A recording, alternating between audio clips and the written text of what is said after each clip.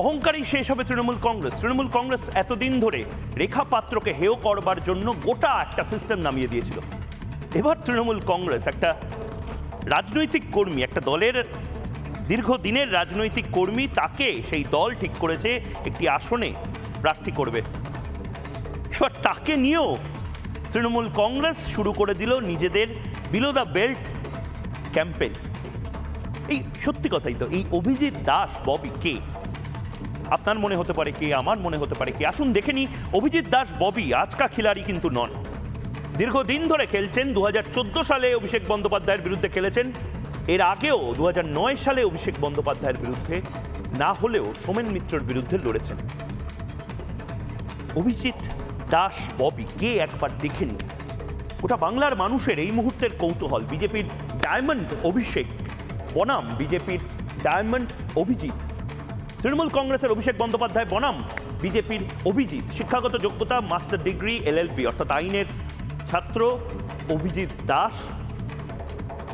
কর্মজীবন সাধারণত সমাজকর্মী এবং আইনি উপদেষ্টা হিসেবে। প্রাক্তন PSC সদস্য, রেল বোর্ডের সদস্য থাকাকালীন 2021 সালে 8 লক্ষ টাকা তিনি যারা ঘর ছাড়া, যারা ভোট পরবর্তী সন্ত্রাসের শিকার, তাদের জন্য সুকান্ত মজুমদারকে দিয়েছিলেন। 1988-তে RSS-এ যোগ এবং RSS-এ থাকাকালীনই ঢাক ঢোল না পিটিয়ে, ক্যামেরার সামনে না এসে নিজের কাজগুলো করে গেছেন। সাংগঠনিক অভিজ্ঞতা 1988-তে ABVP-তে যোগদান করেন।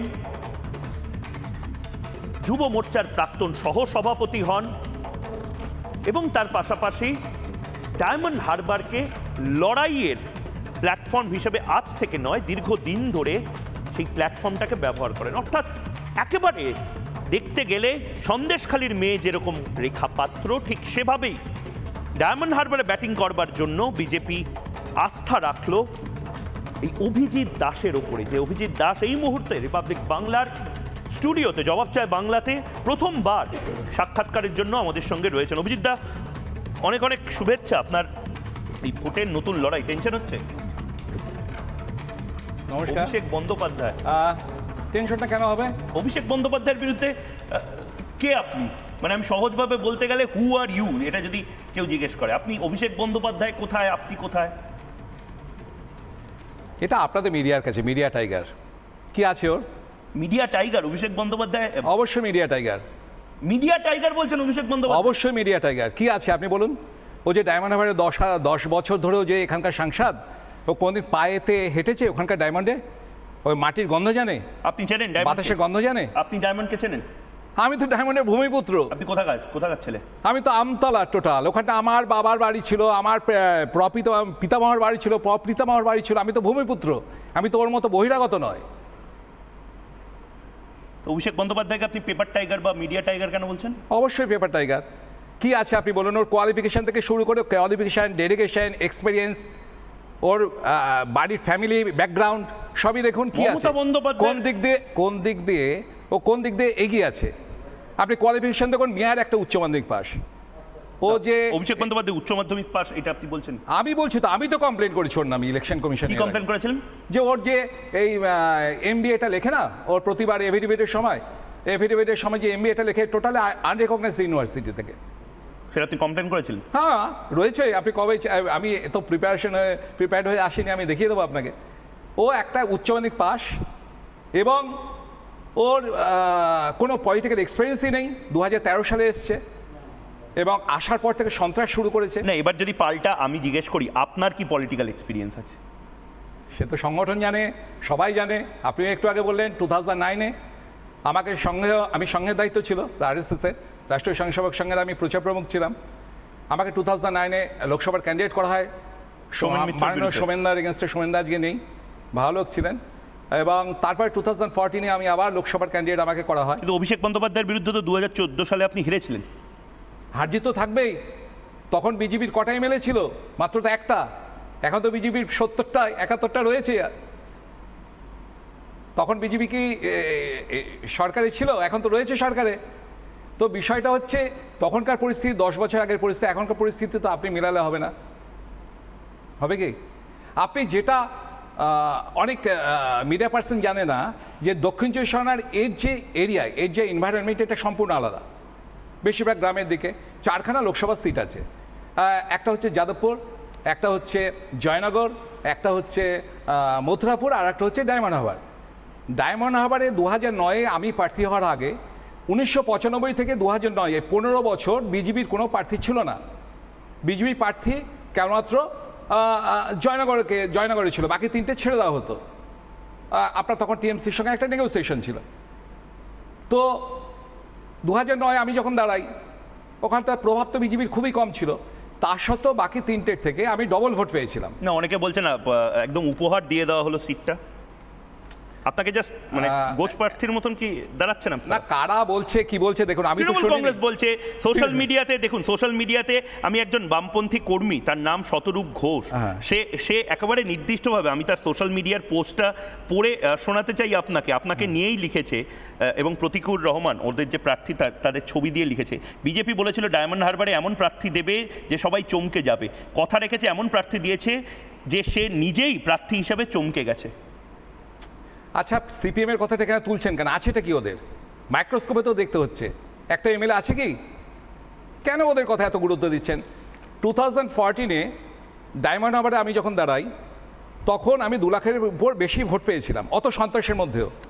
অভিষেক ব্যানার্জি 71,000 ভোটে জেতে, অর্থাৎ 36,000 ভোট যদি কম পেত, হেরে যেত।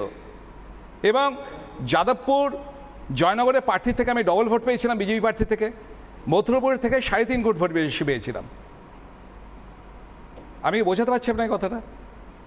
তো অর্ক এই মুহূর্তে রয়েছে ববিদা, এই মুহূর্তে অর্ক নাগ শাসক দলের হয়ে তিনি সমর্থক হিসেবে কথা বলেন, আইনজীবী অর্ক কুমার নাগ। অর্ক, কি মনে হচ্ছে ডায়মন্ড হারবারে? দেখুন, আমার রাজনৈতিক ভাবে আমি ওনাকে, মানে অভিজিৎ বাবুকে কি বলবো, অভিনন্দন জানাচ্ছি যে ওনাকে ভারতীয় জনতা পার্টি একটি ক্যান্ডিডেটের টিকিট দিয়েছেন 3য়বারের জন্য। আমার দৃঢ় বিশ্বাস যে উনি নিজের সর্বোচ্চ চেষ্টা করবেন মানুষকে তার বক্তব্য রাখতে, এবং ডায়মন্ড হারবারের মানুষ যথেষ্ট বুদ্ধিমান, তারা জানে যে কাকে ভোট দিতে হবে এবং কি ভোট দিতে হবে, কোথায় গিয়ে ভোট দিতে হবে, এবং তারা এক্স্যাক্টলি সেই ভোটটা দেবে। তা নিয়ে আমার মনে হয় না ওনাকে ব্যক্তিগতভাবে কোনো রকম কোনো কুকথা বলা, আমার মনে হয় শতরূপ ঘোষ যেটা করেছেন সেটা শতরূপ ঘোষের ব্যক্তি রুচি হতে পারে, কিন্তু আমার মনে হয় যে উনি একজন দলের প্রার্থী এবং ওনাকে সম্পূর্ণ সম্মান জানাচ্ছি, অভিনন্দন জানাচ্ছি। আশা করছি গণতান্ত্রিক প্রক্রিয়ায় কোনো রকম অগণতান্ত্রিক ব্যবহারিক ছাড়া রাজনীতিতে তো অঘটন ঘটতে পারে। অভিষেক বন্দ্যোপাধ্যায়ের ক্ষেত্রে কি এই অঘটন ঘটতে পারে? খুব সহজ প্রশ্ন যদি করি। দেখুন, আমার মনে হয় ডায়মন্ড হারবারে সত্যি অঘটন ঘটবে, এবং এইবারে ডায়মন্ড হারবারে যে অঘটনটা ঘটবে সেই অঘটনটাতে একটি রেকর্ড হবে so far as vote percentage is concern, এবং সেটা বিজেপি বোঝেন। আমি আবার বলছি, আমি অভিজিৎ বাবুকে কোনো ব্যক্তি আক্রমণ করতে চাই না, বাকি যে প্রার্থীরা দাঁড়িয়েছেন তাদের কাউকে ব্যক্তি আক্রমণ করছি না। গণতান্ত্রিক ভাবে আপনারা লড়ুন, মানুষ ওখানে নিশ্চয়ই ভোট দেবেন, এবং তাতে যে অঘটন ঘটবে সেই অঘটনটা 4 তারিখে আপনারা দেখতেই পাবেন। ভোট মার্জিনের প্রেক্ষাপটে অঘটন ঘটবে।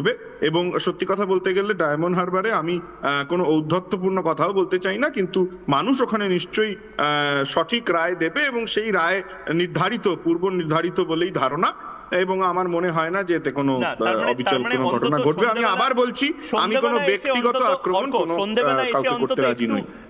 নরম হলেন আপনারা, মানে সকাল থেকে কেউ অভিজিৎকে খায় না, মাথায় দেয় অভিজিৎ। না, দেখুন, আমি আপনাকে আবার একটা কথা বলছি, আমার ব্যক্তিগত অজ্ঞতার জন্য আমি চিনিনি, আমার ব্যক্তিগত অজ্ঞতার জন্য হয়তো অভিজিৎ বাবুকে প্রথমবার আমি দেখলাম after his name was declared today, সেটা আমার ব্যক্তিগত অজ্ঞতা।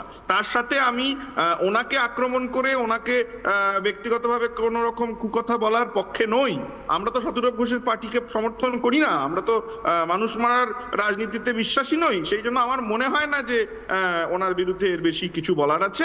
উনি ভালো করে নির্বাচন লড়ুক, উনি যেন ফ্রি অ্যান্ড ফেয়ার ভাবে নির্বাচন লড়েন, মানুষের পাশে থেকে নির্বাচন লড়েন, এবং নির্বাচনে হার জিত যাই হোক না কেন উনি যেন এটা মাথায় রাখেন যে বাংলার মানুষকে টাইট দিয়ে বাংলার মানুষের পেটে লাথি মেরে কিন্তু রাজনীতি করা সম্ভব নয়। সেটা সব দলকে নিয়ে, শুনেছি উনি নাকি আরএসএস করেন, এবং সেই জন্য আমার ধারণা যে ওনারা প্রিন্সিপালটাকে আগে রাখবেন, এবং আমি ওনাকে আবার বলছি, আমি ওনাকে কোন রকম ব্যক্তি আক্রমণ করতে রাজি নই।